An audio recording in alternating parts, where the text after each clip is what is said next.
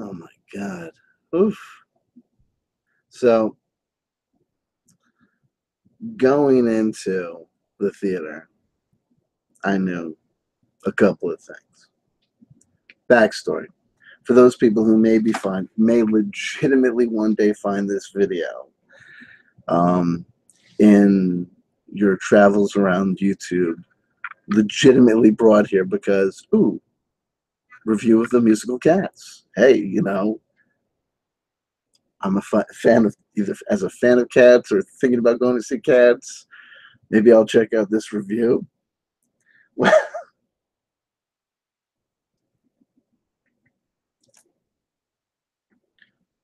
This is not a channel dedicated to musical theater reviews per se, but life takes twists and turns. Hello to people in the chat: AJ Cap, Brandon Young, Tinfoil Hatter, Joseph Wildman. Brandon Young, I'm doing fine, baby. I'm doing fine. Hey, you know what I mean? What's the name of that old musical? Jacques Brel is alive and well and living in Paris. You know what I mean? You know, to coin a phrase, C.W. Chanter's alive and well and living in New Jersey. We're doing beautiful out here, baby. Hate everybody out there. So anyway, back to the story at hand. While not being a channel dedicated to musical theater reviews, by a simple twist of fate, it has come to pass that I am here now doing a review of the musical Cats. Backstory for people that came here not as C.W. Chanter fans, but rather looking for theatrical advice. Little backstory. Prior to going to see Cats yesterday, my own cat, Lenny, of 12 years, passed away on Monday. So it was a conversation to say, and we were engaged in a kind of a light-hearted, funny, ain't that the damnedest luck, or ain't that just how it always works, or ain't that just the way? You know, gotta hand it to fate, you know. Cat dies on Monday. Now I gotta go see Cats. And I've been engaged, you know, with it as a kind of a humorous kind of thing. Like, oh my God, I can't believe I got to see Cats. Both for look, why did I go see Cats on Saturday? It was not that there's anything wrong with seeing Cats. You know what I mean? Hey, you know, whatever, scratches your itch. If you want to see Cats, if Cats is up your alley, if you've seen it 1,000 times, I can't wait to see it 1,000 times more. Do you know what I mean? God bless you. It's not, hey, at 42, the reason I was going to see Cats is because I got kids. I saw it as a kid. It's back on Broadway. It's going to be leaving Broadway. Unfortunately, fortunately, however you see it. But I took my kids, grandmas, me and the old lady and the kids went to go see Cats.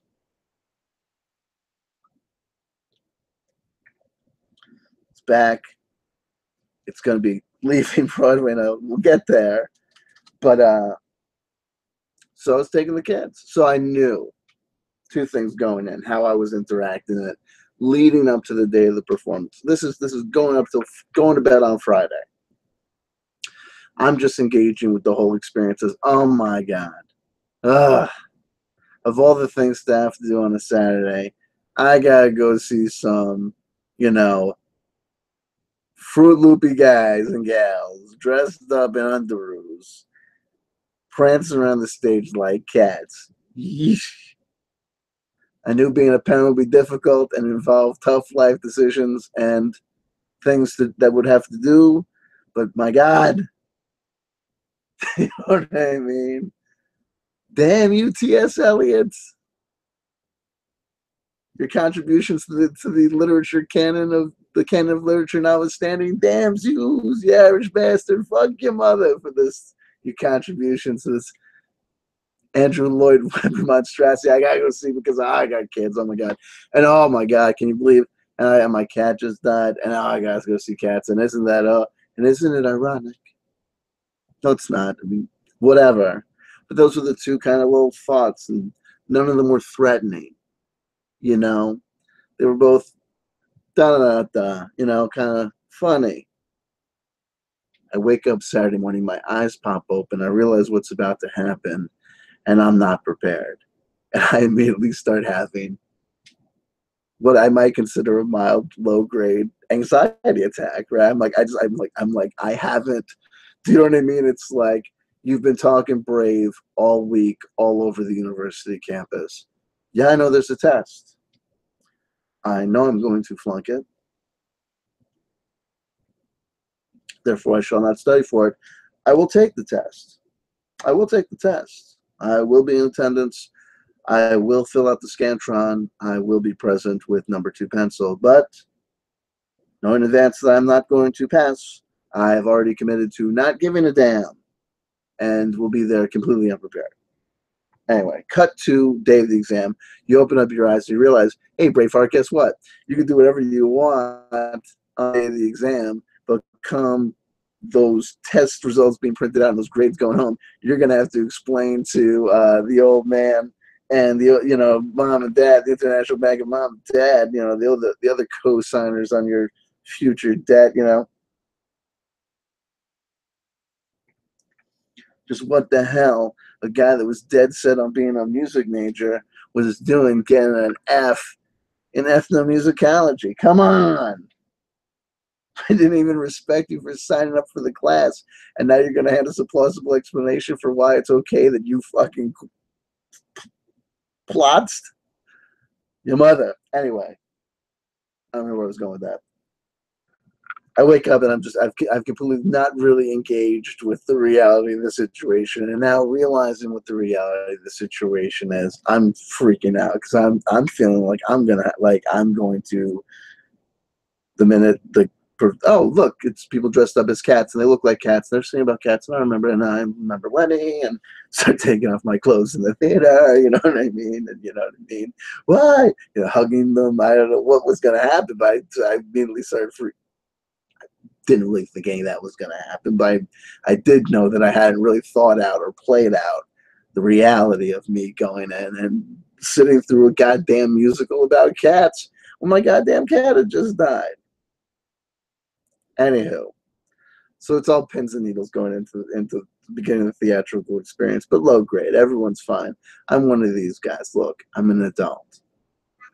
So while I may be falling apart on the inside, I can still keep it together in the ER. You know what I mean? I'm one of these guys.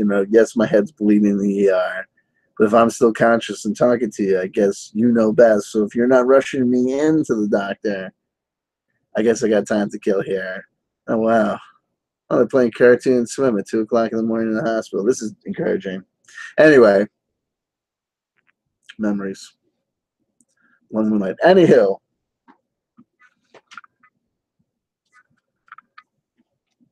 But it all kind of came and was processed and passed. I was tense on the way into the city, but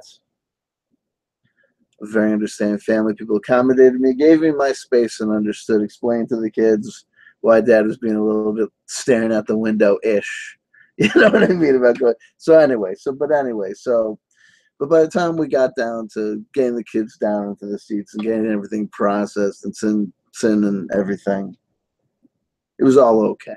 And it was just back to the small stuff on the table, the having to sit through 2 hours and 15 minutes of Andrew Lloyd Webber's 1980. I mean, don't forget, it is a product of the goddamn time, if ever there was one. Holy shit. Do you remember the 80s? Wow. If you didn't get enough, 80s nostalgia, the front end of the millennium, and you just want a little bit more, Cats before it leaves Broadway, because, ooh, baby, it'll bring you back. There were synthesizer sounds in here I forgot about. It was incredible. Whatever. Anyway, and the music. Oh, wow. Jesus Christ. So anyway, I'm sitting there, and I knew.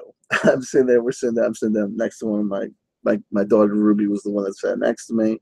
It is always a kind of weird kind of political process of the seating arrangements whenever we have both the parents and both the daughters and the grandmothers. So then it's, you know, who sits next to which parent and which grandma, who sat next to which one last time. The kids are involved. The kids want to maintain the delicate equilibrium. No one wants to play favorites.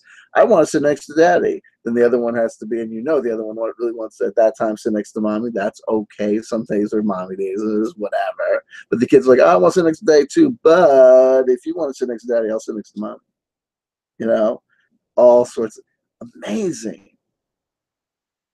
At, you know, 6 years old, you know, the politics, you know, and you know the maneuverings and the machinations. It's really truly incredible. Anyway, back to the story at hand. Back to cats, and I'll try to avoid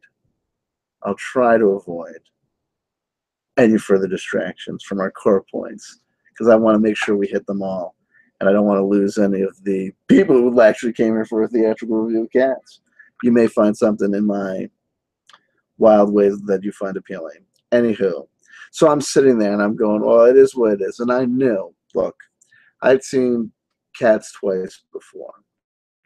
Seen it once as a very small child, you know, probably when it first opened up, maybe the year or second year that it was in, you know, probably on, you know, when the hoopla was the maximum, when we were at maximum catastrophe on Broadway back in 80 whatever.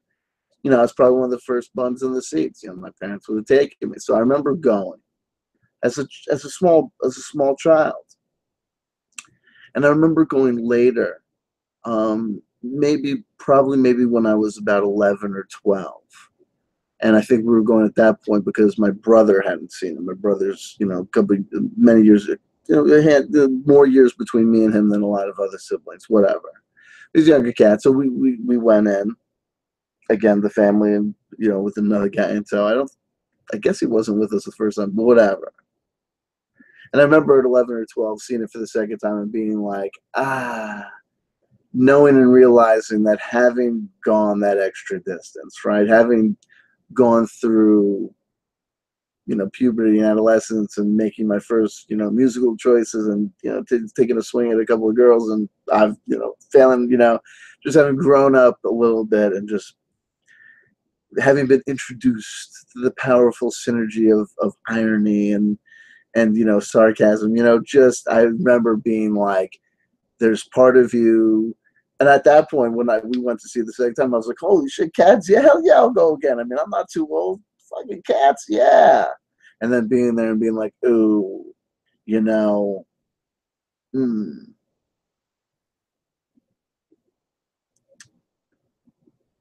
I like it, and I'm glad it exists, and I'm glad the kids are happy, but you know, Jesus Christ, whoa.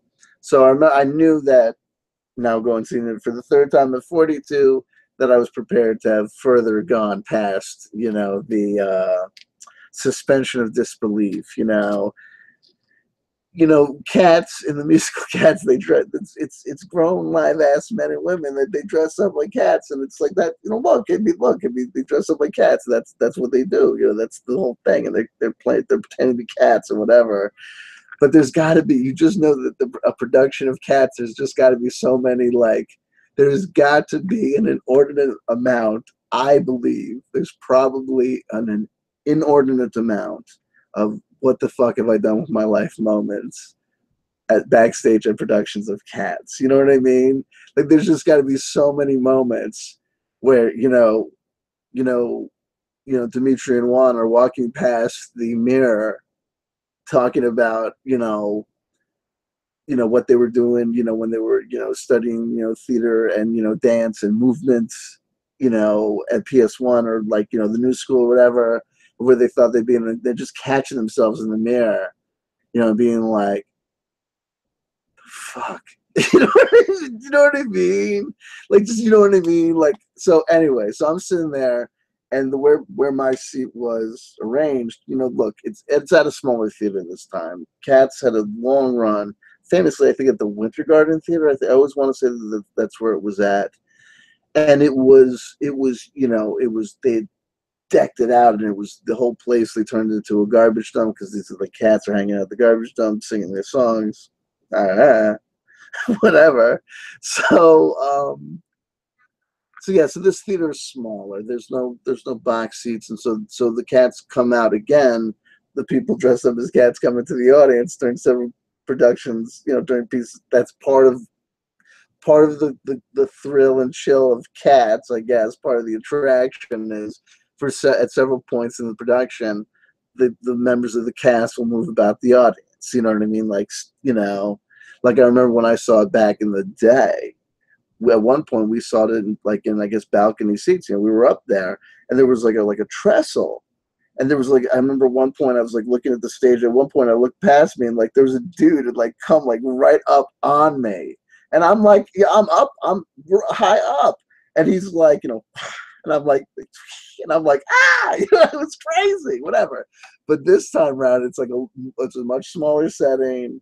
It's a smaller production, and certain things, I guess, have been sacrificed. Certain production points may have been, not as queued up, or just maybe that I look at things differently. But anyway, at this point, I'm overlooking a staircase into the theater. I don't know how to explain it, so I'll just say that looking down, I could see from my seat where the actors and actresses were entering to mill about the audience.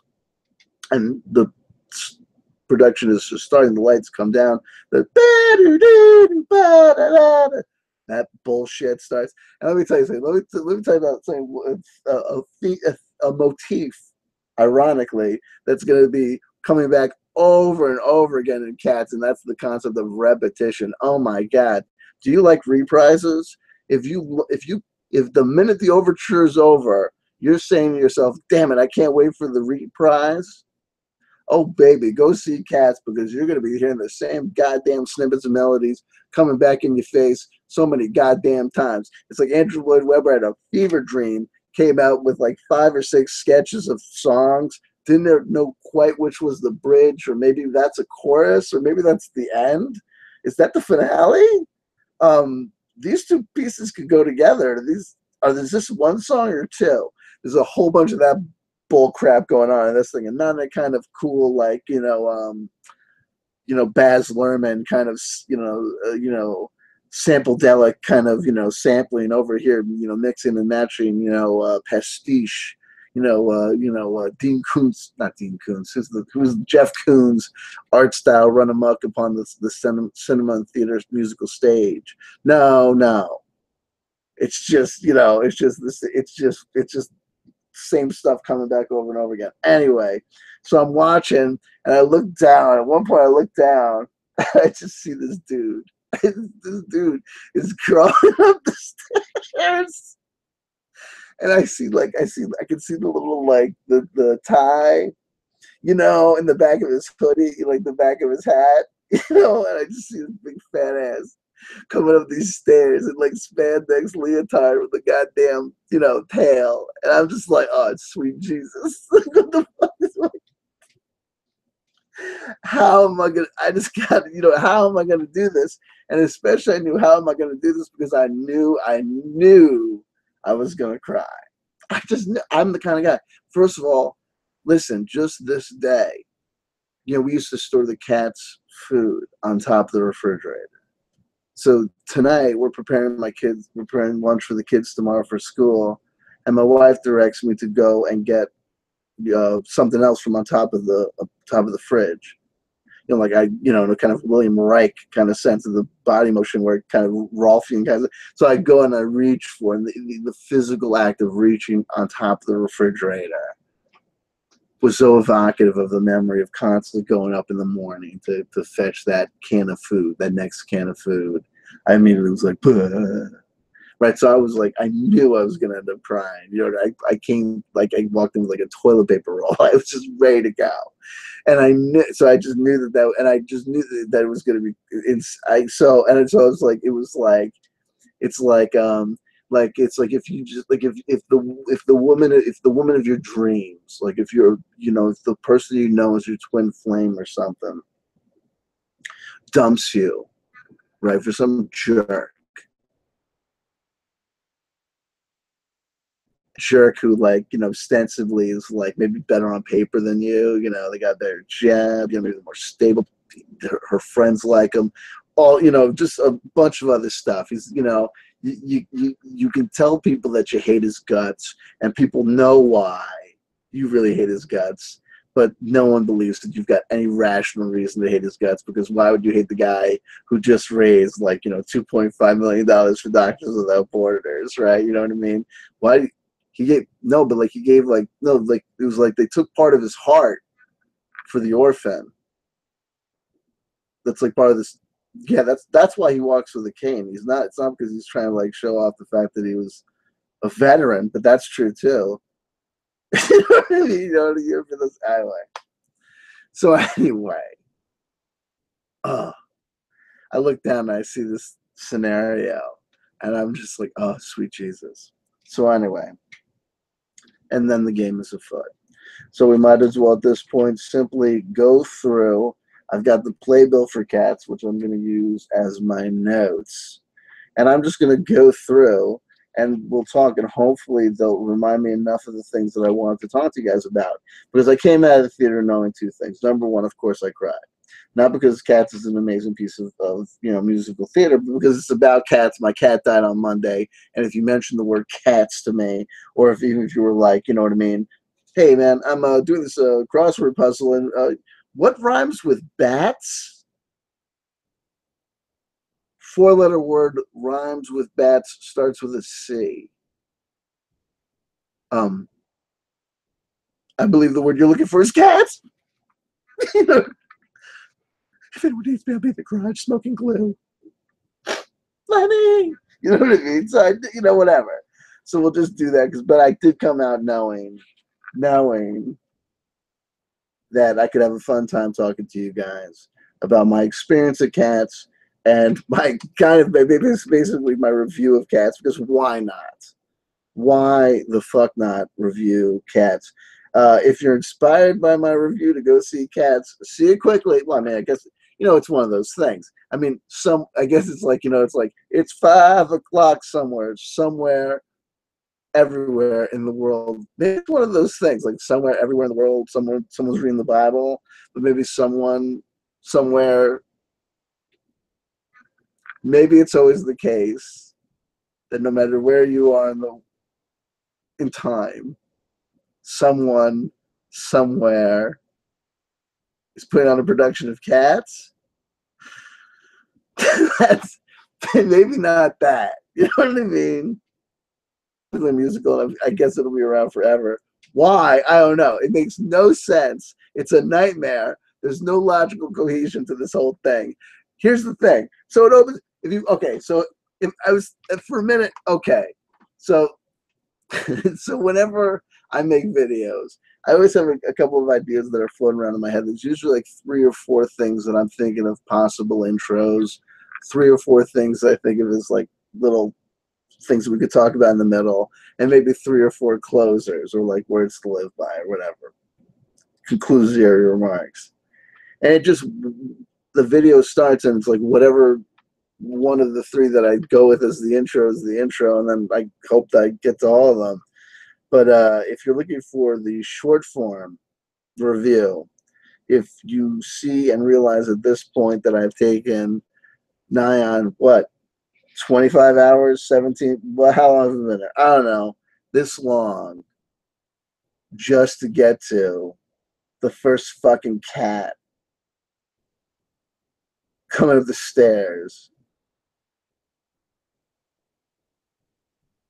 So you may say to yourself, gee, I wanted a cursory review of the musical theater Cats. I'm just looking for some pointers from a seasoned theater review professional to help me and my wife make an informed decision as what we do in the big city, besides going to all the sex clubs. We were thinking about Cats. Well, if I were to sum up my review in 2 words, it would be the following. Jellicle douche. This thing is not that. I gotta tell you. If I liked it as a kid, it's been why there was a lot of things I liked as a kid that turned out later on to be total crap. You ever do that? You ever say to yourself, oh man, I can't believe this beloved childhood cartoon from the 1970s that I used to watch is on again. Oh my God, I'm going to watch them. I know what I'm doing. Get out the Captain Crunch.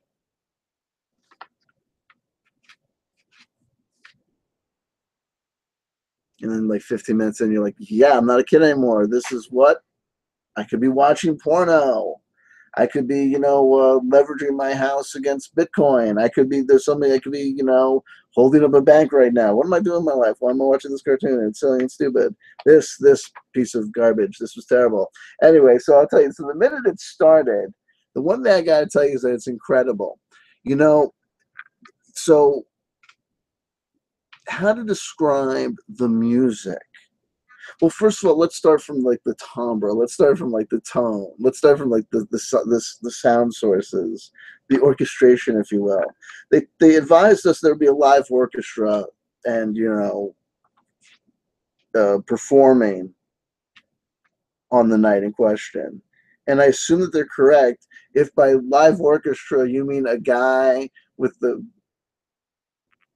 best, most kick-ass synthesizers 1988 has ever seen. I swear to God, ladies and gentlemen, it's like as though it's like when they decided to bring back the production of Cats, they were like, who should we get to lead the orchestra? They were like, dude, let's get that dude who used to do it back in the day. And they called that dude up and he was like, I've got the synthesizer presets stored in my Mac.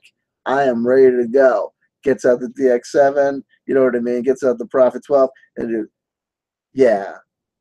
Syzyx dump on this bad boy. Boom. LA Sax 1. You got that sound. This is like, so it's like, you listen to it and it sounds like cheap Casio tone sounds from the 80s, but it doesn't sound like cheap Casio tone sounds from the 1980s. It sounds like someone spent like $15,000 to create the most realistic approximation of the worst synthesizer sounds from the early 1980s possible. I don't know what they did, but me and my wife is like, my wife is a music fan. She's a hardcore music fan, and she, loves bands and goes sees live music all the time and knows about stuff. But she's not one of these people that knows about like, she doesn't play an instrument. She doesn't know about music theory. She doesn't know about like synthesizer presets or anything like this. But even she was like, what is up with this like whack ass dated sound? It wasn't just that first of all, when you go see live, there's this like thing, I don't know, like, where do they find drummers to play rock drums in orchestras for musical productions who can play rock drums, but apparently have never played rock drums like in a band? There's this like weird kind of drum thing that it's like too straight. They're like, you know what I mean? It's like, it's crazy. And it was like crazy whack. Like the music was just like nuts 80s. It was like, and I realized it's true. It's like, this is like Andrew Lloyd Webber didn't write this shit in 1968. This stuff is from like 1980 whatever, and baby, does it show. Oh my God. But like I said, as I was saying that, I couldn't help but say, and my wife even commented herself, like, Jesus, if you wanted to do yourself a favor, all we're saying is you take those same MIDI files or whatever you're working off of that you used to play off the friggin', Mac Classic, the Apple IIc, into your 1988 synthesizer back in the day, right? Just like get yourself a shiny new laptop, and like while you're at it, like buy like new keyboards. You know what I mean? That's all you would need to do to overcome like a huge problem with the music, the orchestration of this theater production. It sounded as though, that you were listening to like a Salvation Army band come in on the way in, because it was like those kind of like keyboard sounds. It was nuts. And like the notion that I was like, orchestra what? I'm like, from violin to like sax to whatever, all this shit is coming from some whack ass machine. There's just no fucking what. And I don't mean like it was on tape. I mean, it was like, the little scrolling LED can say violin, right, on your keyboard, Gunther. But that doesn't change the fact that when you play it, it sounds like, you know, a synthesizer trying to sound like a violin. Honestly, it is what it is. Anyway, and like I said, it was weird because it was good sound quality. It was pristine, so it wasn't like a cheap Casio sound. It was like I said, it was like someone like kicked their ass to come up with like the Bentley of like, you know, Enya keyboard sound one. You know what I mean? Like Orinoco Flow, like you know, like Shakuhachi 2. It was just incredible how bad the sound was, but whatever. And then you get to this thing in the opening number, Jellicle songs for Jellicle cats. It's this fucking bullshit. And I swear to God, here's the deal: if you were in the city and you had some money to blow, and you were looking for a very confusing and very short drinking game, you could go see a theater production called Cats, and you could go ahead and take a shot of whatever every time these motherfuckers say the word Jellicle. It's ridiculous. And the opening number alone, it's this bullshit, you know what I mean? And a Jellicle playbill and a Jellicle cup, and I've got a Jellicle beard, and I've got my Jellicle teeth, and look, it's a Jellicle eye, and it's a Jellicle television set, and there's a Jellicle floor, and oh my God, there's a Jellicle ceiling. You know, it's like literally it's that. And then you're sitting there, and you'd be saying to yourself, like, okay, first of all, and they go through this entire song talking Jellicle, Jellicle, Jellicle, Jellicle. It's the opening goddamn number. Hey, assholes, why don't you fill us in and tell us what the word Jellicle means? Because from where I'm sitting at the opening production of this number, I have no effing idea. And I've seen this thing twice before, right? I've got history with Cats. We had the friggin' soundtrack album. You ever do that? That's the thing about theater. You gotta watch out. I got the original score to friggin' Cats. I got the original score to from Chorus Line. I got the original score to friggin' Rent. Haunting around my CD collection. Why? Because it's like musical theater. One night stand. You wake up the next morning going, I know. I thought this was an amazing idea. And I started the story in the beginning and I lost it. I don't know where it connects, but it goes like this. So you have the most amazing person in the world and they break up with you, right? And so you're saying to yourself, okay, the next person I'm going to go with, at least I know what love is. I knew what it was. I don't know what I did to screw it up or lose it. But if I ever find that again, I'm going to keep it. I'm going to tell you something this. Knowing what I know now about love, I'm not messing around no more. No. Next time I bed down with anybody, next time I get with anybody, it's going to be for the exact same reasons that I was with Miss Wonderful or Mr. Right or whoever. It's going to work out this time. And then you end up sleeping with someone finally. And there's no way. If you compare it to that person's ex, looks a little bit like, oh, you're on shaky ground. Oh man, they're not putting your ex to shame at all. They're making your ex look fantastic because you sold yourself. Oh, you slept with that. Oh my God, really? Wait, no. Who are we talking about? Which waitress?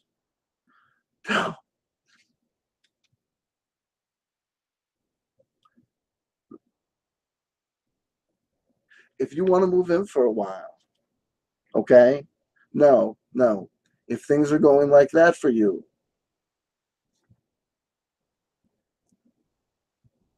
me and Steven would like you to stay. We would want you to stay. We're telling no. Listen, no, pack it back. No, she's child. She's 92 years old. You know what I mean? It's like crazy. So anyway, I don't that connected. There was a story that I was telling before that was a crucial part of the ending too, but we lost it. And I'm not going to try and direct you to it or say what I thought it was because I couldn't possibly do it. Jellicle cats. So they go through this whole thing. So if you were taking shots every time they said Jellicle, you'd be in for the time of your life because you would get wasted quick. Not Jellicle style. It's Jellicle. I'll tell you what it is. Thank God the second song. Thank God the second song kind of the naming of cats sheds a little light on it. No, it doesn't shed any light on it at all. But I figured it out. You know what? I figured it out. Having now seen Cats 3 times, having pondered these lyrics, having listened to them innumerable times, I think I've deciphered the message, and I think I've really figured out what makes a jellicle cat. A jellicle cat is any fucking cat, right? Any cat whatsoever. A cat that lays around at night is a jellicle cat. A jellicle cat may get scared at loud noises. It's like, yeah, it's like any cat is a jellicle cat. If you're a lazy cat that hangs around the friggin' bottom of the stairs, you get a song. Guess why? Because you're a jellicle cat, apparently. If you're like a magician's cat, and apparently by some sort of like transverse property, if you're a theater, like if you hang out with people in the theater and you're a cat, apparently you turn into some sort of like actor cat. And likewise, if you hang out with magicians, you know what I mean? You're gonna turn into like you're gonna be like a cat that can do tricks. And apparently, some cats are pay thieves. It's all, and there's no morality to any of this. And there's two cat. We'll get there in time. Let's just go through it time by time and step by step. It's the whole thing is retarded. But no, I apologize for using that term. The whole thing is, see, it was terrible. It was a bad thing. Anyway, it shouldn't have happened. Damn yous. Anyway, there's no cohesion. There's no story. There's essentially a story. There's a kind of a narrative arc. And I don't know if it's because changes that were made to this particular production. This particular production may have been cut for time. I know that there's at least one piece that we know is missing from this that was cut because it was deemed racist, the Siamese cats. And there might be other parts that were just in the way that they were presented, or if they were rushed for time or whatever, weren't clearly communicated. Because I can tell you that if I had not seen it twice before, if I was not, somewhat familiar with the libretto, right, you would have no idea what the hell this thing was about, other than it's just a random. It can appear to be just a random series of vignettes, like one of those terrible Hammer horror films. You know what I mean? Like, you mean everyone gathered at this table is, that's right, you're already dead. And the reason you're in hell, and you've told these stories 1,000 times, and you'll tell them 1,000 times more. So once more from the top, the old Gumby cat. Anyway, oh god damn it! And so here's basically the premise. So here's essentially the narrative, and I'll give it to you like this. It goes a little bit like this, and thank God I'm here, because you wouldn't get it if you saw this piece of garbage 1,000 times. Every year there's a fantastical ball where an old cat named Deuteronomy can pick another cat to be reborn, right? So if you've you've been through this business, come see, come saw, come high, come low, things go this way, things go this way. Apparently you can be reborn. And so ostensibly, I think that what we're being presented with is a litany of contenders for the to be reborn. I think it's never really kind of, and it's bizarre because some of these people don't seem like they would have any reason to want to be reborn because it seems like they're very content and very, aware of who they are as cats. You know what I mean? They're very, they're self-identified, they're self-actualized as cats. They like, you know what I mean? Like, I'm the railroad cat because I hang out at the railroad doing railroady things, like doing cat shit, but on a railroad truck. Here's the dirty little secret, apparently. If you're trying to think out about what T.S. Eliot thought about cats, it's apparently essentially this. Cat plus environment that he sees the cat in, right, equals poem. That's it.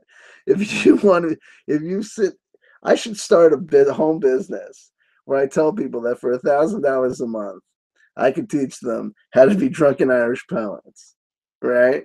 You send in your money, and then I send you a fortune cookie-sized piece of paper that says step 1. Cat, where the fuck you see him? Poem. Give you an example. Okay.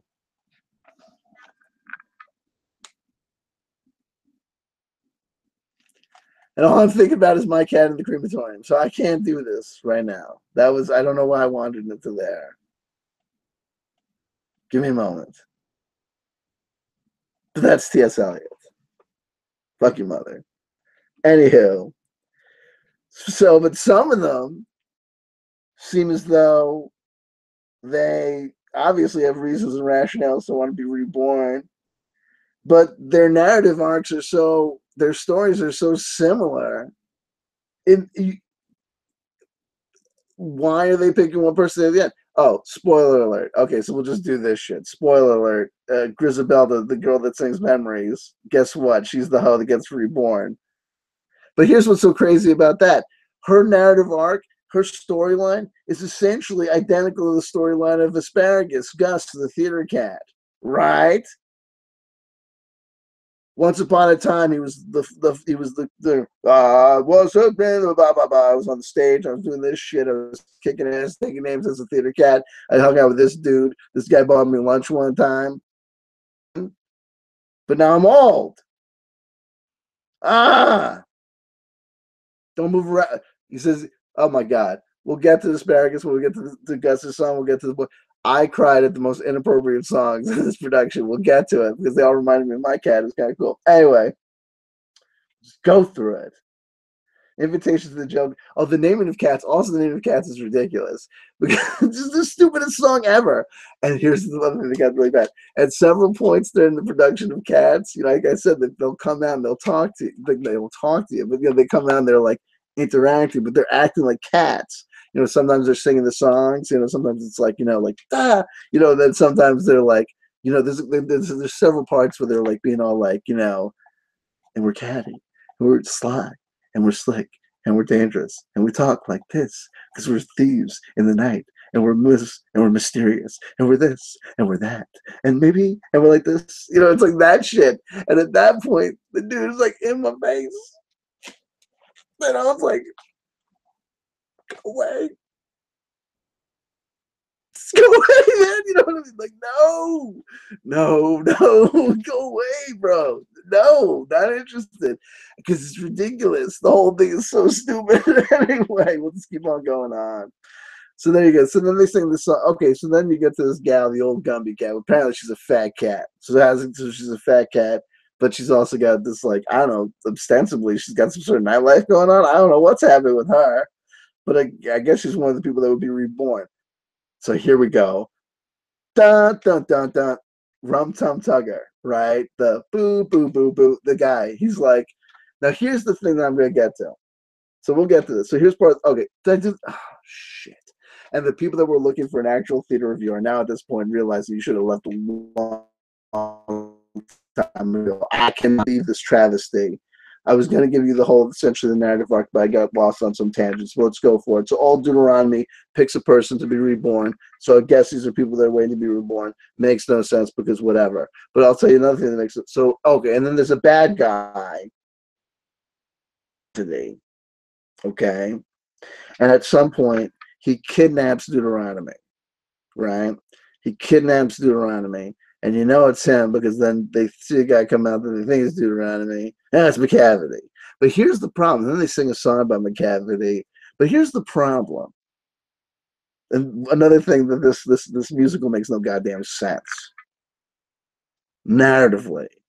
It's got structural flaws. Brandon, I may not have a PhD in literature, but I know a narrative. I know a plot hole when I see one. Here's a problem. Rum Tum Tugger and McCavity, morally and ethically as characters, are indistinguishable. Not only are they indistinguishable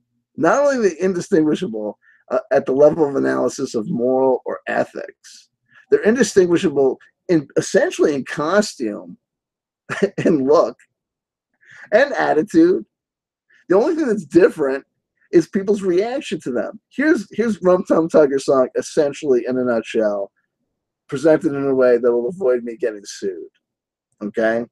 Hi, I'm Rum Tum Tugger. Bum, bum, bum. All the girls love me. I'm kind of an Elvis-y kind of guy. Bum, bum, bum, bum. I do my own thing. Oh, you know what I mean? And I give my owners a tough time. Bum, bum, bum, bum. I'm one of these guys, you know what I mean? Like if you want me, if I'm outside, I want to come inside. If I'm inside, I want to get outside. You can't win with me. Bum, bum, bum, bum. This is what I do. And also, I'm a little bit of a petty thief. Okay, I'll admit to it. Okay, I steal shit every once in a while. Bum, bum, bum, bum. Broken hearts? Yeah, okay, so what? I lie to ladies. I lie to ladies to get what I want. But hey, who doesn't? What? Pay me with a bad brush. I'm just doing my thing. Bah, bah, bah, bah. You think you're so good? Kiss my ass. I'm Rum Tum Tugger. I get all the ladies adore me. All the guys wish they were me. I'm a pimp. I'm doing my thing, and I can dance, and I break dance. I do the cat moves like everyone else, but in addition to that, I also do one of these. So you know I'm like a tough guy. Like, this is how I move. And I flick out my hair, and I sing like this. I sound really tough, but you wouldn't want to see me doing that shit in the streets because I get my ass kicked because I'm dressed up like a cat. Oh my gosh. Anywho's. And then you get to McCavity's song, like I said. Essentially, McCavity's songs like this. McCavity, he's a thief. He'll do things. Just like Rum Tum Tugger does, essentially. He steals food. Just like Rum Tum Tugger did, right. Oh, and all the ladies are singing about him, just like they did about Rum Tum Tugger. It's the same goddamn guy. What's the difference? And why does McCavity steal Rum Tum? Why does McCavity make off with Deuteronomy? You know what I mean? You need one line. You know what I mean? Give McCavity one line. One line. Essentially, you pick the words, Andrew Lloyd Webber, but the line would go something a little bit like this. Oh, by the way, the reason I'm kidnapping Deuteronomy is the following rationale, period, and here are my demands. He just makes off with Deuteronomy for no goddamn reason. And meanwhile, who's protecting Deuteronomy? And why do people... Anyway, anywho, we'll go through it song by song, go through the plot points. The problems with McCavity as we're handling Rum Tum Tugger. But let's get to the real thing about Rum Tum Tugger. It is a disco-fied 80s piece of like stupidity. It's a little bit catchy. They can sue me. They can sue me for 3 notes, but not if it's the wrong 3 notes. And there's no way with my pitch that I'm hitting anything. Bump, bump, bump. Here's Reemsy. We're going to divert to the chat for this. Here's Reemsy with his analysis. Rum Tum Tugger was essentially lovable, but McCavity criminally planned the abduction of old Deuteronomy to prevent him from making the jellicle choice. McCavity was a villain CW. Exclamation points that I know come with emphasis and meaning. The subtitle of this video could be, let's see if I can drive Reeves. I don't even want to go back to see what comments I get off of the things I said about T.S. Eliot. Oh God! Here's the other. We'll get to it. We'll go through them in pieces or whatever. So Rum Tum Tugger. So anyway, so there you go. Rum Tum Tugger. So he's cool. So it's anyway. So let's get to the real thing. So let's really talk about the thing that happened during Rum Tum Tugger. So the Rum Tum Tugger song. It's like, it's like it's supposed to be rocking, and his character, he's not like a forlorn, morose guy. He's not even kind of like a dark and distant Clint Eastwood type character. He's like when you're a jet all the way. Not to mix musical metaphors, but you know what I'm saying. He's this like leather cat kind of guy. But anyway, and his lyrics describe his antics. Antics, which, of course, to a T, remind me of my dear departed friend Lenny, right? Does his own thing, blah, blah, blah. Real tough guy, you know what I mean? And you know what I mean? Like, so this starts happening, right? I start crying. But it's bad enough as a gentleman not to put people in boxes and not to put people to use stereotypes, but identify for the audience who may seek to want to have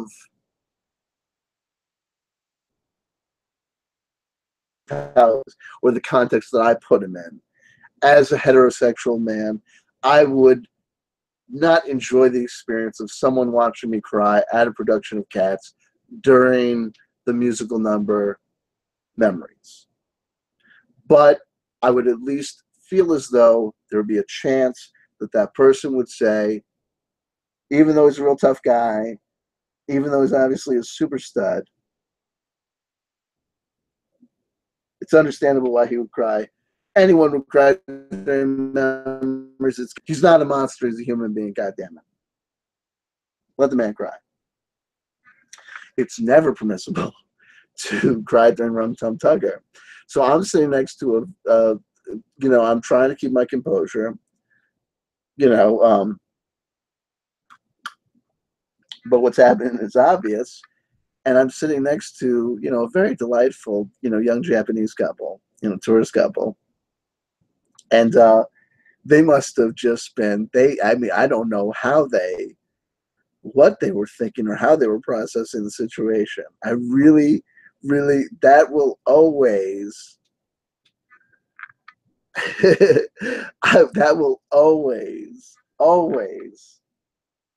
be in the back of my head. What memories did they bring back to whatever distant land they came from of the time they saw Cats? And like, we liked it, and what was crazy is, Jim, tell the story. You do it better. Yeah, but he was it's not during Memories. You can only imagine. Oh, but Jesus Christ. So anyway, so that was tough enough. So anyway. So it's Rum Tum Tugger. Moving. And does he want to be? Does he? And where am I supposed to? It's like destiny. It's like if you don't have the online app, you're not going to get the plot points. You know what's going on. Hey, we get Rum Tum Tugger. Oh, so now here's another problem. So then we get the introduction of Grisabella. Now I'm going to tell you something, folks. Part of the thing that we're going to have to talk about is the costume choices in this production, specifically the costume choices for Grisabella, the former glamour cat who's now down on her luck and is, sings the titular piece from the musical Cats Memories. Even though other people sing Memories too in the piece, it's ridiculous. But anyway, let's talk about the costuming choices for Grisabella and Deuteronomy. Deuteronomy looked like a straight up Ewok. It's not even funny. Everyone, the minute he came on, I swear to God, you could hear the subconscious murmur of Ewok. The dude looked like they got his costume. First of all, here's costuming from Cats. Normal cat. Dude or lady in spandex with a tail, ears, makeup, and some fur effects, okay? Then you get fat cat, like that, but throw an overcoat on them. That's it. Okay, so anyway, I'm not that I could do a better costuming job. Not that I know how to make people look like cats, but whatever. Yeah, it is what it is. But Deuteronomy looked like a straight up Ewok, honey. He looked like an Ewok. It was ridiculous. He looked ridiculous. He looked like an Ewok. He looked like they straight up were like, you know what would be great? Yes, let's get the costume of the Ewoks. It looked like an Ewok. And Grisabella, and we're getting to the point where they're doing ladies and gentlemen, how late is it in the night? And I'm only at the entry of Grisabella. The entry!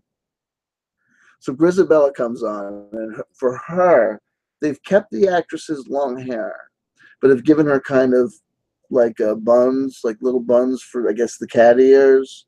And her costume is ratty, but it's kind of, black, and she's wearing this kind of like leather boots almost. And I swear to God, for a moment when she first entered, because they keep the long hair on her character, I guess, I don't know what it's supposed to visually imply or invoke, but she just really looks like a gal that's had a really tough night.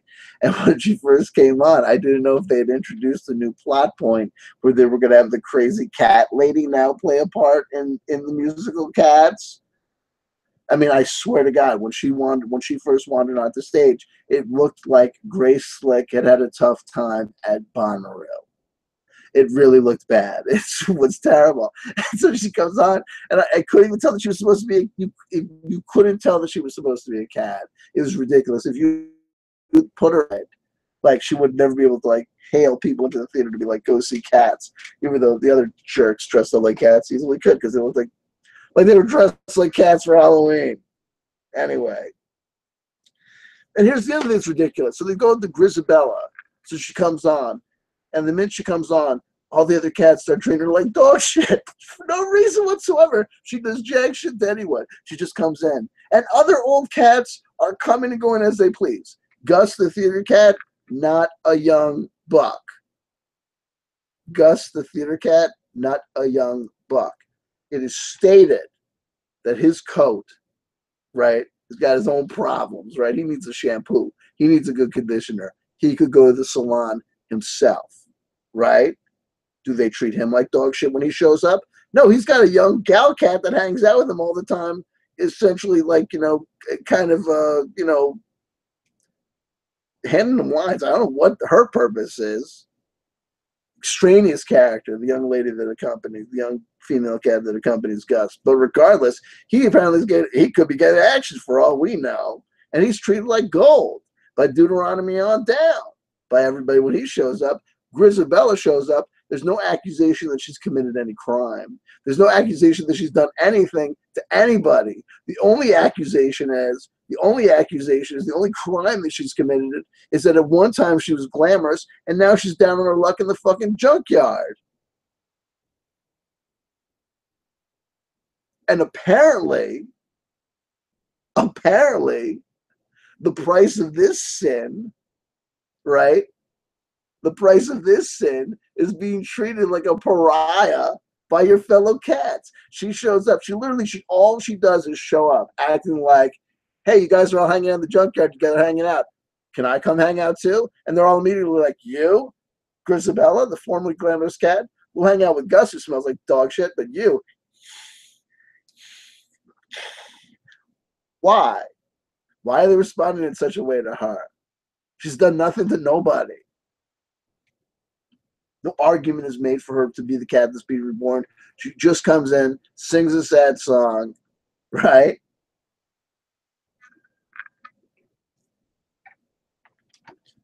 And backs off until she reprises the song like 18 more times, all with the same effect.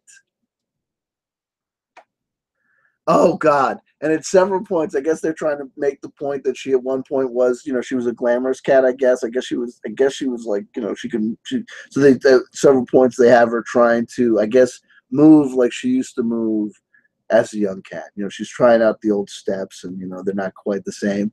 And I respect the actress and her decisions. It's tough and it's hard to portray uncomfortable, awkward, weak, stumbling, and it's terrible, very uncomfortable watch.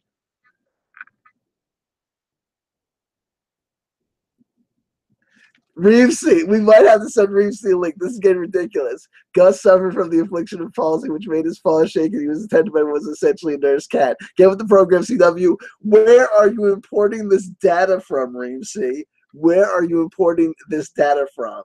Because I sat through this goddamn production 3 times. She's a nurse cat. She wears no uniform, sir. She wears no uniform. And we will get to your sir. We will get to Gus. We will get the problems. We will get to Gus, and we'll get to the problems associated with Sane. We will get there. We will get there. Anyway, sir. Reeves sees the Brandon Young. Reeves sees the man according to Brandon Young. Well, here's the thing. Anyone scores any points anywhere, Brandon Young is the first guy out there to be like, hey, I know I don't normally follow High Live. I just wanted to call and let you know I heard about what you did on Twitter. This guy. Anywho, moving on. Buster Jones, skip it. Again, who are these cats? Why do we care? Were these the most compelling cats that T.S. Eliot wrote about? Buster Jones, The Cat About Town. Oh, God. And here we go. So then Reeves is going to come out here like Buster Jones essentially is he's a mock-up of, Charlemagne. I don't know. Whatever. Mungo, Jerry, and Rumple Teaser again. Filler. Filler. The old Gumby cat. Here's filler. Old Gumby cats. Buster Jones. Mungo, Jerry, and Rumple Teaser. Tells you nothing about nobody. Who gives a shit about these guys other than it's a fucking song? We'll get to go through again. Oh, here we go. Skimble Shanks, the railway cat. Fuck you. What are you doing here? Do you want to be reborn? Why are we hearing your tale? No pun intended. McCavity, the mystery cat. It's not really a mystery. It's not really a mystery. Anything that goes down, it was McCavity, even though he wasn't there. And what has he done? What has he done? What evil work has he done? Magical Mr. Mistopheles. This is, oh my God. Not filler, you can't say that. So we'll get there. And also, talk about this. They begin and end with a mystery. They begin with Jellicle songs for Jellicle cats, giving you no ability to understand what the hell the word Jellicle means or what identifies a Jellicle anything. And then they end you Journey to the Heaviside Layer. Hey guys, what's the Heaviside Layer? It took me like 18 million years to figure out that I guess that's heaven. I guess that's where they go to be reborn.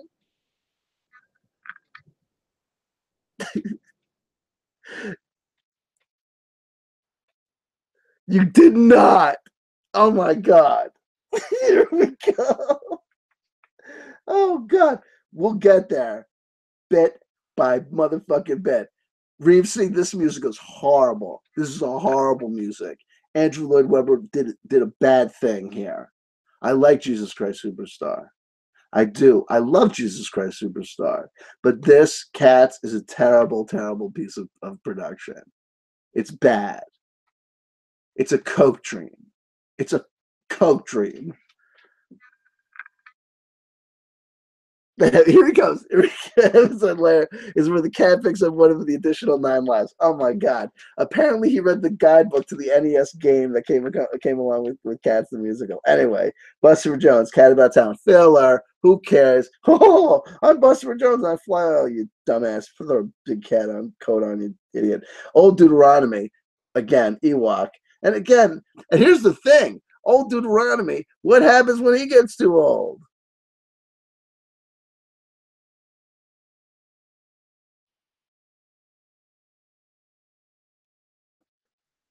Let's say you have to get all George Lucas about it, but a little insight to the structure of the society and its rules and regulations would be appreciated. Give me a little context, ability to understand what's going on here.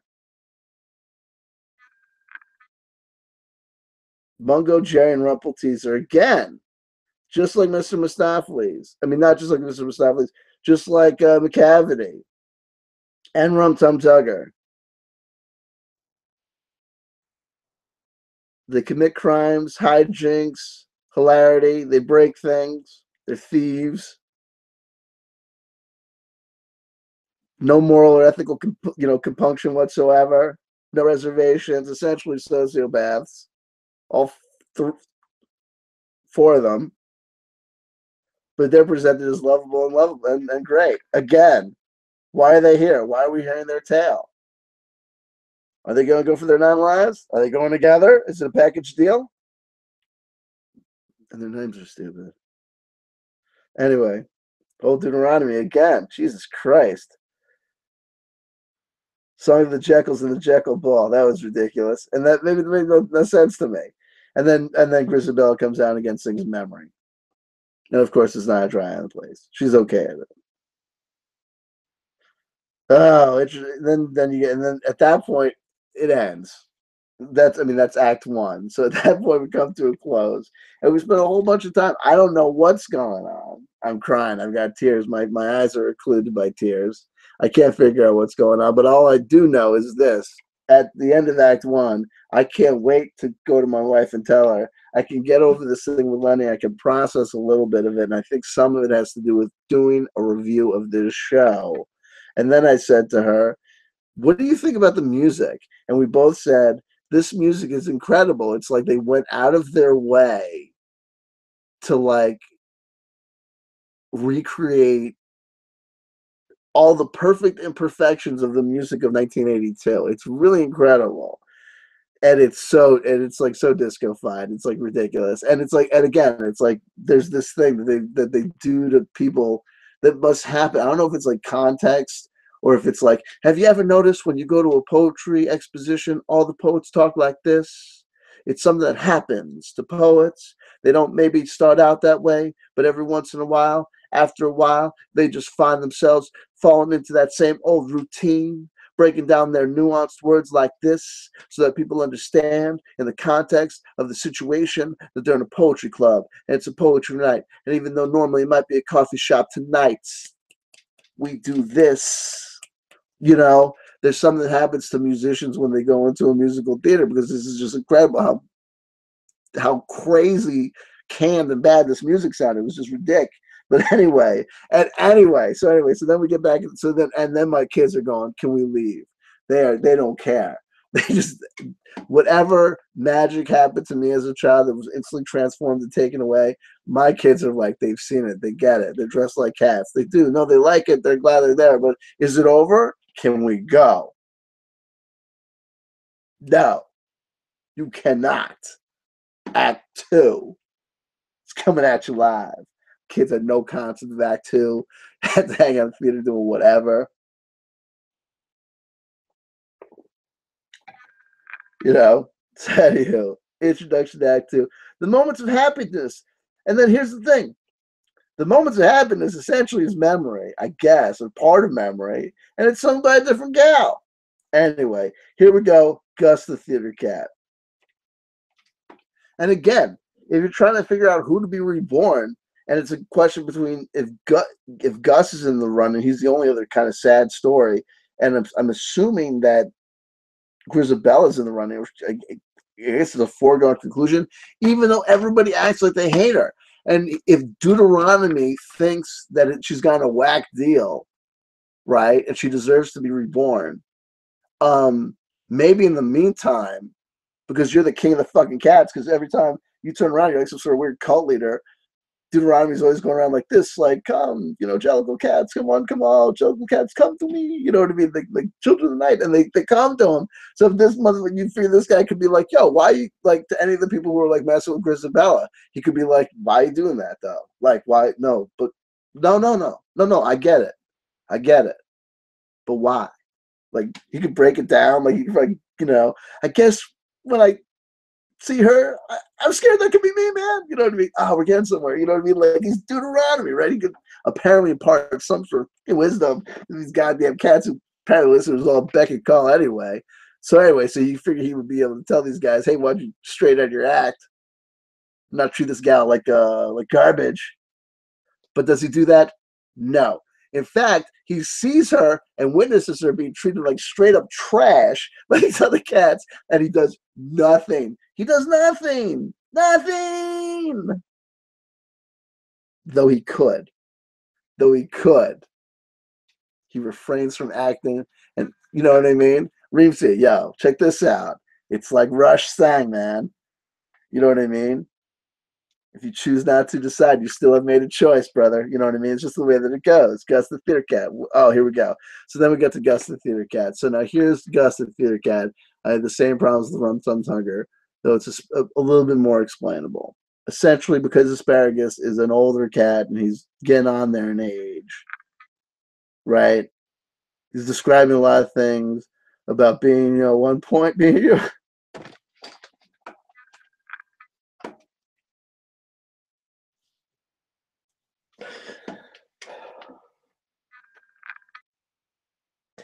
real virile guy and all that stuff. Give me a moment. Hold on.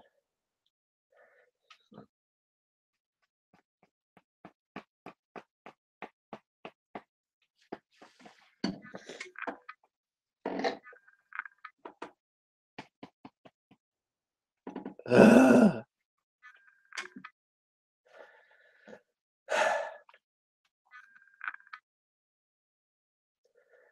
maybe not so much anymore.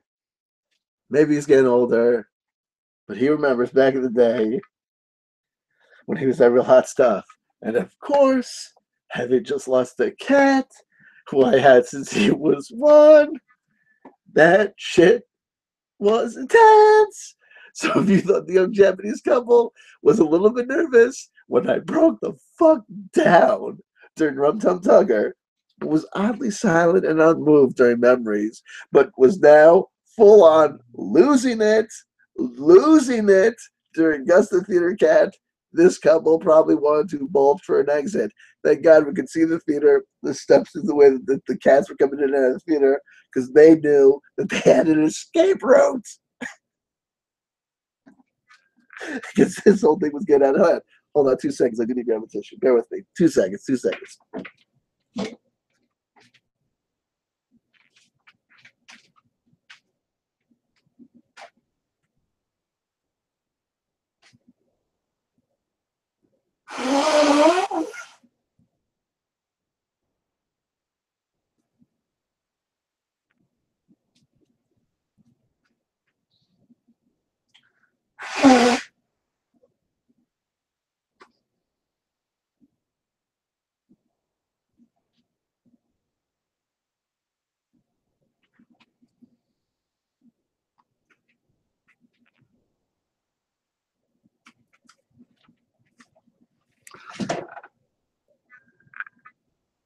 I think we'll be okay. Okay. Okay, here we go. So obviously, I was a little bit, blah, blah, blah, blah. Gus the Theater Cat was tough. But here's the thing about Gus the Theater Cat. Again, glaring plot point problem. This is crazy how bad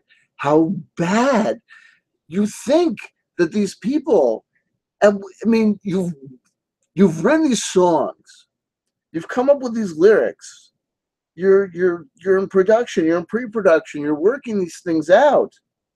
You figure that these massive problems, they could see these problems coming to them from a mile away. If you were sitting there and you were the director or the producer, or you're Andrew Lloyd Webber yourself, or you're fucking McCavity, how do you look at this thing and not say to yourself, gee, maybe it would make sense if we explained some things, if not a little bit better, maybe at all. Does that make sense? I did see Starlight Express. I did see Starlight Express. We'll get to Starlight Express another time, which is essentially, if you liked cats, how do you feel about trains? Right? When the Asperger's generation comes of age, Starlight Express is due for a reboot. I guarantee you. Starlight Express. Anyway, here we go. So during Gus the Theater Cat's piece, a motif that he keeps on coming back to is this notion that while he might be old now, people still talk about him and his acting back in the day, and everybody remembers this one piece that he did, this Firefly Fiddle in the Feet of the Fae. Well, this Frey Fry. He's got some character that he played, or it's like his big thing. You know what I mean? Like, Orson Welles, Citizen Kane. You know what I mean? Some other guy, Charlton Heston, something, whatever. This guy. So then they get to this thing where Deuteronomy says to him, he keeps on going off, hey, he used to be this great actor. So then Deuteronomy essentially says to him, like, why don't you do it again? I guess put on the piece or whatever. And you'd figure that they would put on this piece of where he played this guy, Firefly Fiddle, the Feet of the Fae or whatever, right? You'd think that they would do that thing. But they don't. They do this other ridiculous thing where it just gives them an excuse to now dress up. The cats are dressing up like dogs, and now they're making fun of dogs. And this, the awful battle of the Peaks and the Pollocks, is the stupidest thing I'd ever seen in my life. And I'd seen Cats twice before, but I don't remember it being this lame. Bark, bark, bark, bark. It was the stupidest thing I'd ever seen in my life. It's the dumbest. It has no point. It diverts. Here we go. He just does this. Friar, Farrow, Fiddle, and the Fiend of the Fell. And is Reemsley, is Fire for Fiddle, the Fiend of the Fell, a character in the awful battle of the Peaks and the Pollocks? No, he is not. It makes no effing sense at all. And talk about filler. If you didn't have enough of that, here comes more filler. Skimbleshanks the Railway Cat. Who gives a fuck? Who gives a fuck? Adds nothing to the narrative. There's nothing in his song that indicates that he's got any feelings about any of the cats involved in the production. He doesn't cast a vote for who gets to make the jokel ascension. He doesn't say that he wants to be part of it or not part of it. He's the railway cat, yet he's hanging out in the junkyard. What's he fucking doing there? Why isn't he riding the rails? And he had the most ridiculous dance moves whatsoever. Well, no, not quite. But it was just, everyone has their little things, and he skimmels right, oh, God. And the song, want to die. Anyway, McCavity, the mystery cat, again, makes no sense. I don't know what he's doing or why. Anyway, magical, and then so here's the thing. Okay, so then you get to this part, and this whole thing falls apart. So previously we heard Rum Tum Tugger came on, and when Rum Tum Tugger was come on, singing his own song.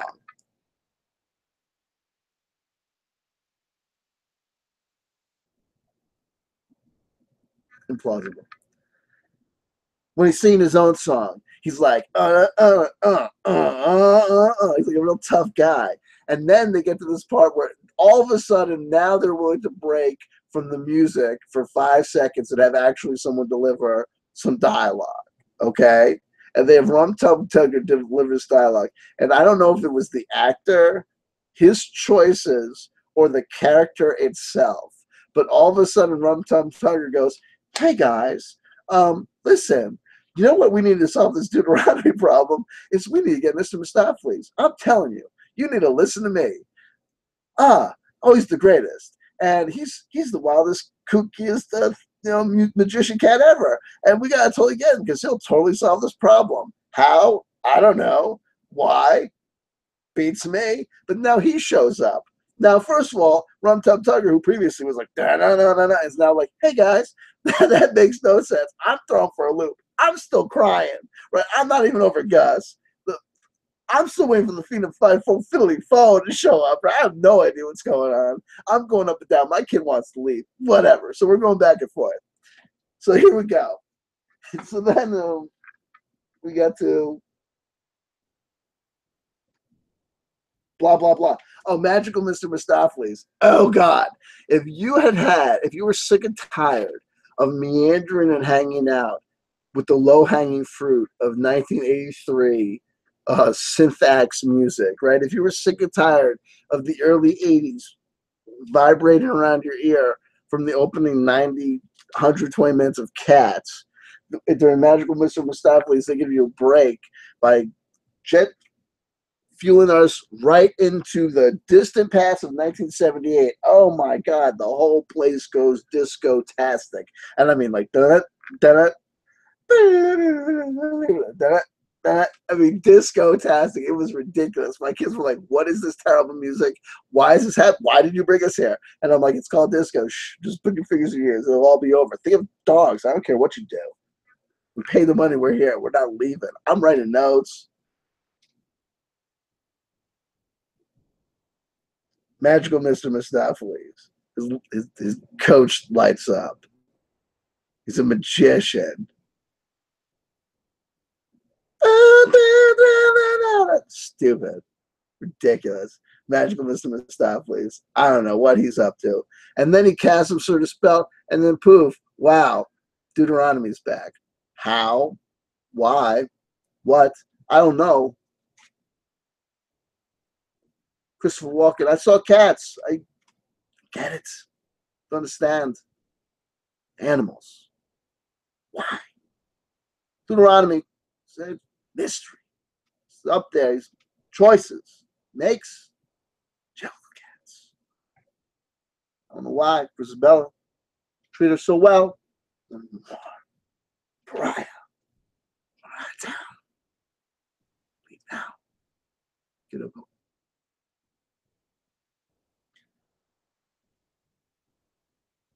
But lo and behold, Babarata, after dancing with the Siamese cat, Magical Mr. Mistopheles, heretofore unheard from, but because he's got the hit song. And then the other thing is that at the end when they clap for everybody, it's ridiculous. It's like it does not whatever. Magical Mr. Mistopheles, yada yada. You've heard it. Here we go. Memory again. And then I know happiness was blah blah. The memory. The journey to the heavy side layer. Already. You see how we go here? See how it works? There's no explanation whatsoever. 90% of the narrative cohesion came from me telling you what I presume the narrative connection between these pieces is. Journey to the heavy side layer.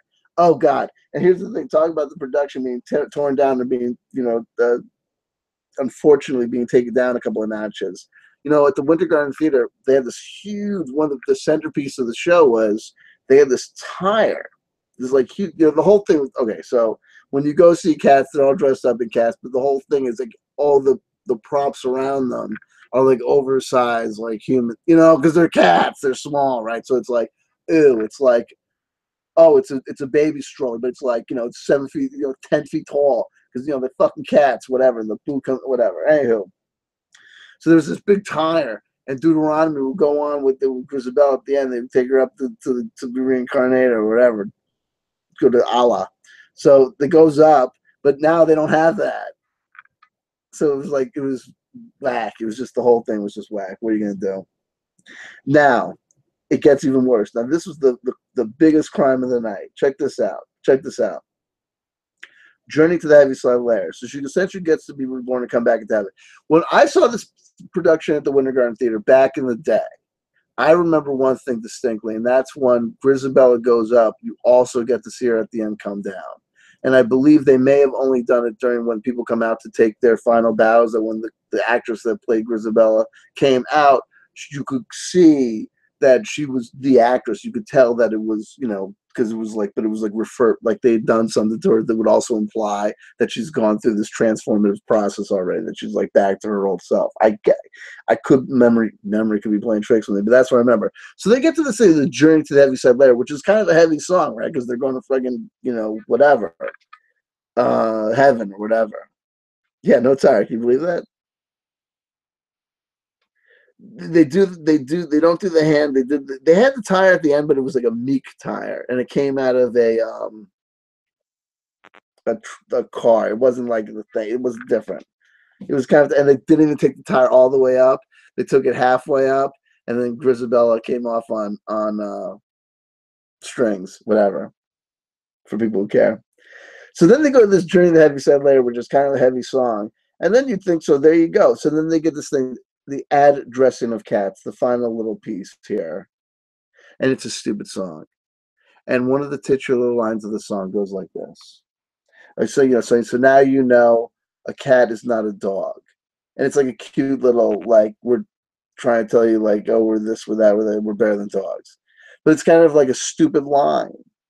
But you just went through all this heavy existential shit. You just went through like this literally Dasus Makana maneuver of this person being reincarnated on stage, ascending into heaven a la Jesus Christ, right?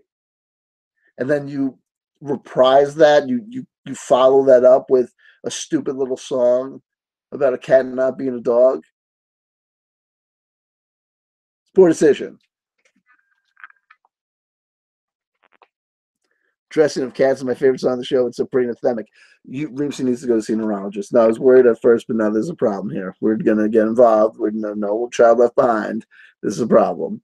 Okay, so the address, the final, and then at the finale, guess what? And guess what? There's a prologue, and da da da da da da da. And we've come to the end of the thing. And we've come to the end of the thing. And we've come to the end of the thing. We started on page 1. We went through the whole goddamn thing. And that's my take on Cats. That's what it was. That's what it is. That's how it ended up. That's how it ended up. At 10:52, I have to call it an early evening for me because I've got things that I need to do, and I've got tomorrow. It's Sunday, and I gotta go back to work tomorrow. I want to kill myself already. What are you gonna do? What are you gonna do? Will I ever put up any of my old recorded music? Maybe one day.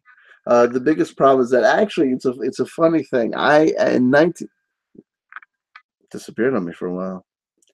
Back in 1999, I put out a self-released CD, not a CD artist, CD of my music, my electronic ambient compositions. And since then, I've done some other things with limited run cassettes and smaller production.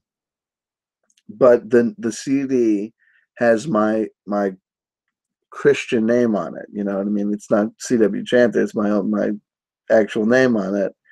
So I thought about trying to give them away as some sort of, maybe to set up a Patreon, have it some sort of premium, or just give it to people, offer it to people who are trying to get the CDs out. Like actually have people who know me and would be probably want one of my CDs, and I can't give it to them because my name's on it. But we don't know. So I might do something with ripping some of the music, and I think I'm also just might do some more music on my channel in general, just because I'm interested in exploring some different things. Interested in exploring some different things other than going through the same loop of criticizing the same bit part players of this crazy small conspiracy theory world we live in. Round and round it goes. I'm especially not interested in participating if people are literally just trying to participate in that activity to keep the loop going. And what I mean by that is people that are not making the argument of we shouldn't listen to any of these people who have no proof whatsoever, whose research is spurious and specious, who don't really know what they're talking about, who have no real authority, and are just essentially talking out of their ass. And the problem is that you get people involved in that who do that, but essentially what they're saying is this: we don't like that guy doing it, but we think when our guy does it, it's quite all right. Well, that just keeps you're just trying to keep the whole game going. You're not trying to dismantle the game. You're not trying to change it. You're not trying to break down any sort of system. You're just trying to influence who's at the top of that particular food chain, who's at the top of that particular food pyramid. It's a silly, stupid game, and I don't think it's worth playing anymore. And the whole scene is falling apart. Have you noticed how players are appearing on smaller and smaller and smaller and smaller shows?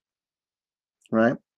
Look at the numbers that Project Camelot is putting up on their interviews and think about the numbers that they used to put up. It's falling apart, people.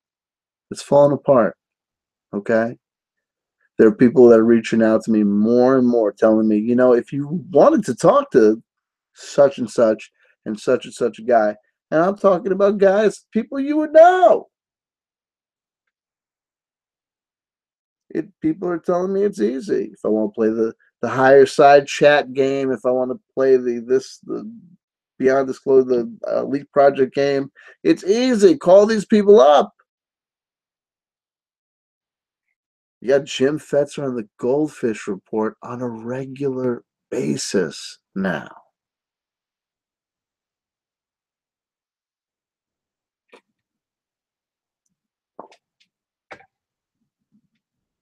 Winston Shrout on the Goldfish Report on a regular basis now.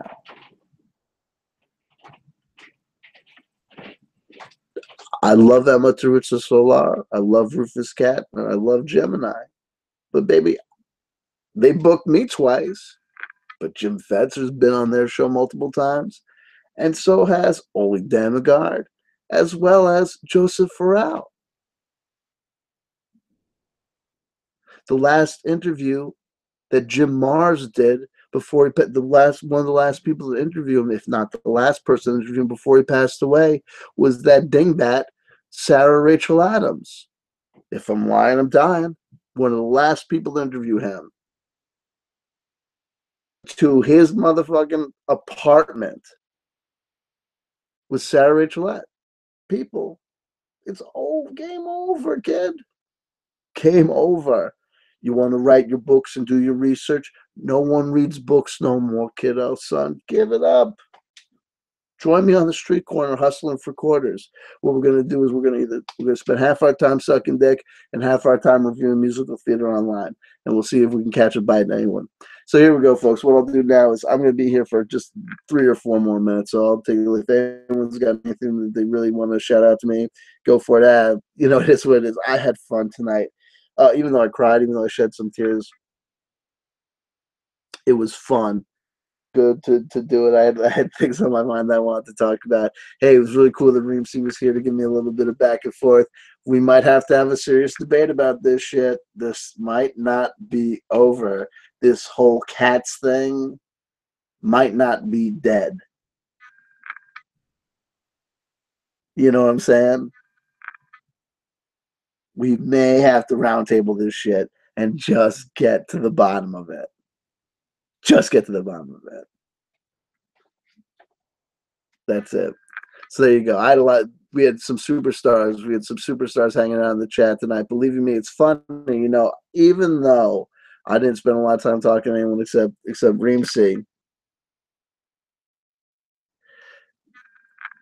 He says, here's the question. So this is a new restaging of Cats and not the traditional production. No, it was definitely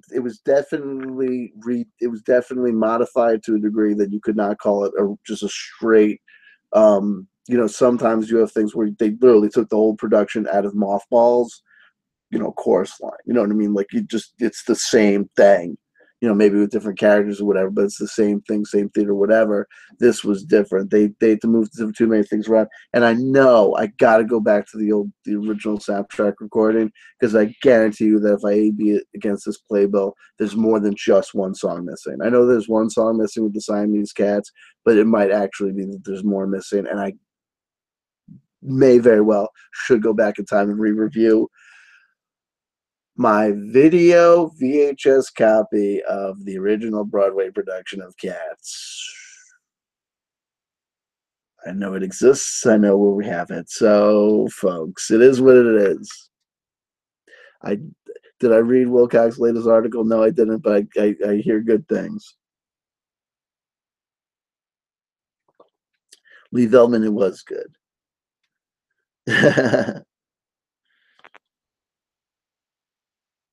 Yes. Yes, the Siamese Cats were taken out. Apparently, it was considered racially insensitive to, I would say, Asian Americans, but I'm assuming Asians in general. Apparently, my attitude about it was just there's probably a lot you could do with the accents, or if you would just, you know, I don't know, cast Asian actors and actresses, you might be able to escape a lot of that problem. But what are you gonna do? What are you gonna do? It's a joke, bird. Joke, Labian. So it is what it is, folks. Guys, gals, especially Reemsy. Reemsy, I gotta give you VIP to you in the pop along chat.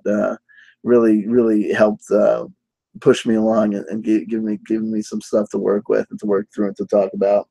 Love y'all, really do. Love Lenny. You know, tomorrow is, oh, you know what?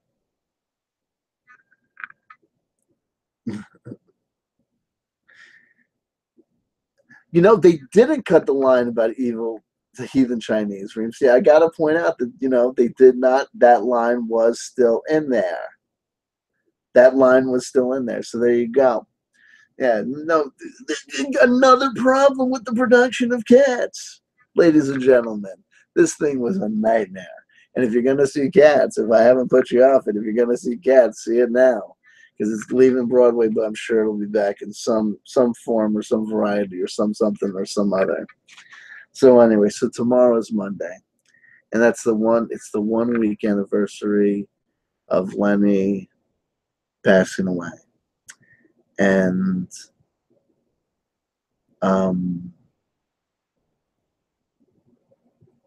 still tough.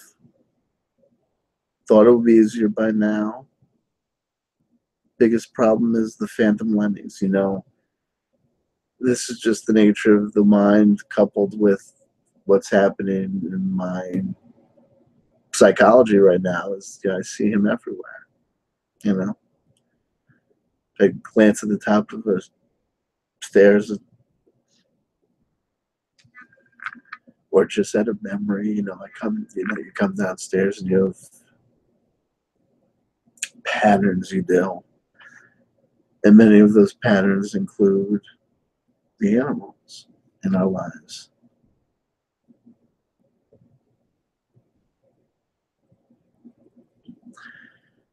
And it's true, the ship was missing. There you go, could be pretext. Dreams is breaking all sorts of stuff down. Anyway,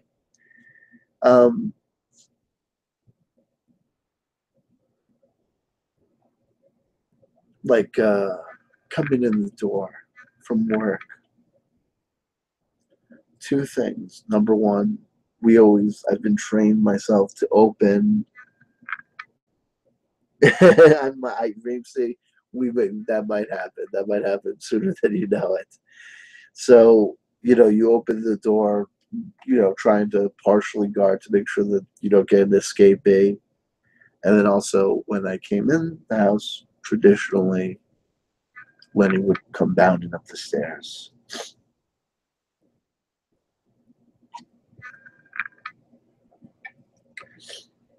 To say hi.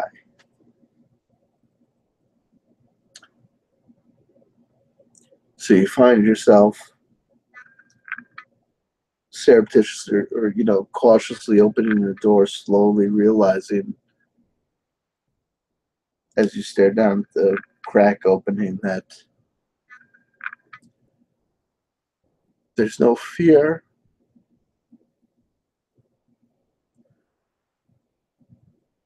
That anything's going to run out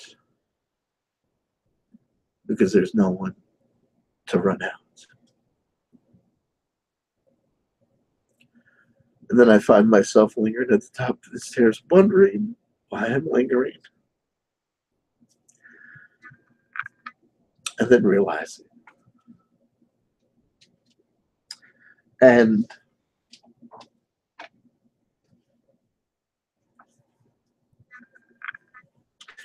maybe it's a tired cliche I picked up from somewhere else, or maybe it's just something that people like me think about or fixate on, is that I can sense within me a tension, a simultaneous desire to want for a time when those things don't come back and hurt like that.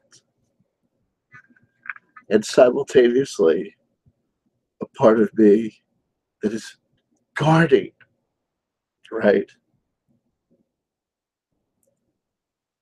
Those memories, those hang-ups, those fixations, those patterns. That weakness that gets hit, the bullseye that gets struck, you know, the bell that gets rung, if that makes sense. That is guarding those things from resolution and from being taken away. Do you know what I mean? Because to hurt less would almost seem like a crime, you know, against the largeness of the person, you know, for whom you're born, I guess. I don't know.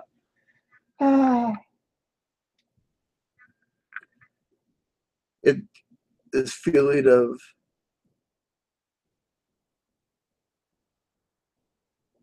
ennui or kind of morose glumness.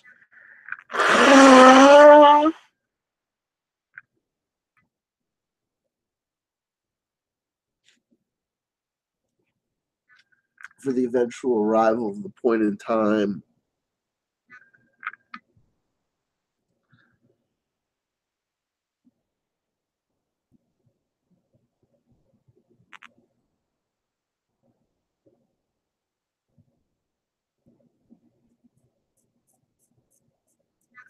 when it's just another, memory you got over, another loss you processed and dealt with.